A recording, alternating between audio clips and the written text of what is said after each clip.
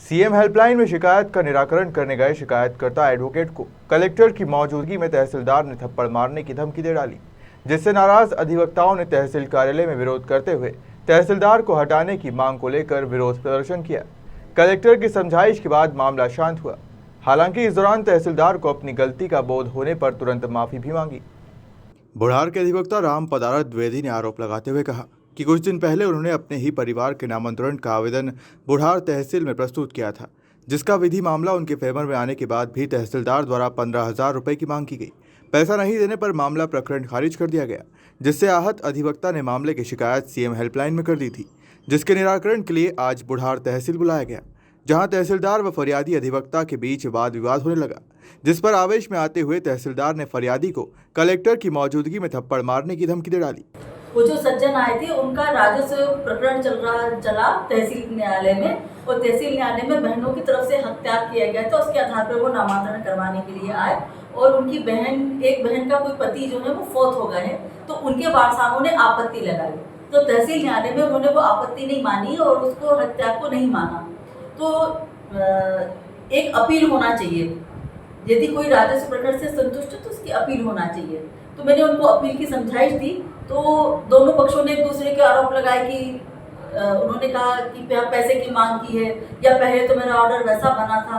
तो अचानक बहुत सारे आरोप आने से जो तहसीलदार है वो अचानक उत्तेजित हो गई थी, तो उन्होंने ऐसा बोल दिया था। पर उन्होंने तुरंत माफ़ी मांग ली और मैंने भी उनसे अपने भाई मेरी काउंटर पार्ट है वो, और हमने उनसे तत्काल उनको मामला शांत कर दिया था। इसके बाद कोई विवाद की स्थिति अब नहीं रही। सीएम हेल्पलाइन के कैंप में उनके द्वारा अनर्गल आरोप लगाए गए, व्यक्तिगत आक्षेप लगाए गए, जिसके कारण मेरे आपा खो दिया और उनको कुछ अपशब्द कह दिए। हालांकि बाद में तुरंत मेरे द्वारा कलेक्टर महोदय के समझाने पर उनसे माफ़ी मांग ली गई, उनसे सॉरी कहा गया।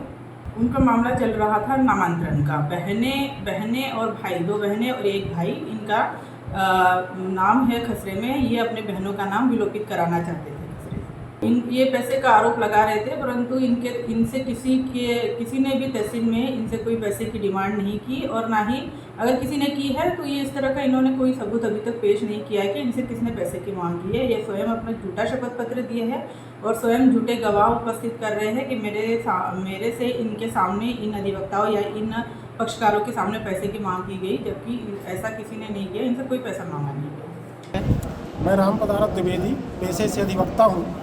मैं एक नामांतरण का आवेदन तहसील न्यायालय में प्रस्तुत किया था, जिस पर विधिक रूप से वो मेरे फेवर में होने के बावजूद भी मीनाक्षी बंजारे तहसीलदार को पैसा नहीं दिया।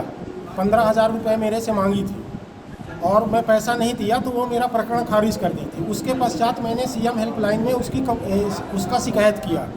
आज मुझे फ़ोन के द्वारा ये बताया गया कि आज कलेक्टर मैडम आएगी और आपके सीएम हेल्पलाइन का निराकरण किया जाएगा।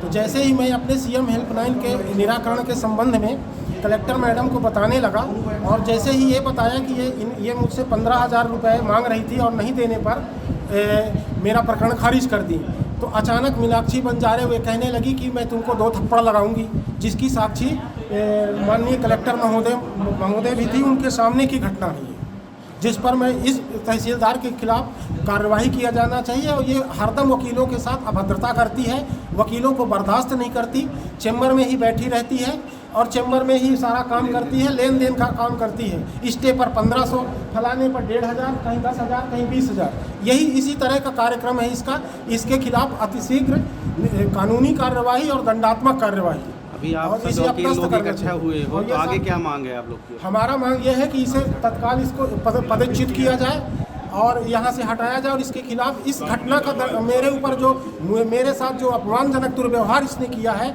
उसके खिलाफ इसके ऊपर कड़ी से कड़ी दंडात्मक कार्रवाई किया जाना चाहिए।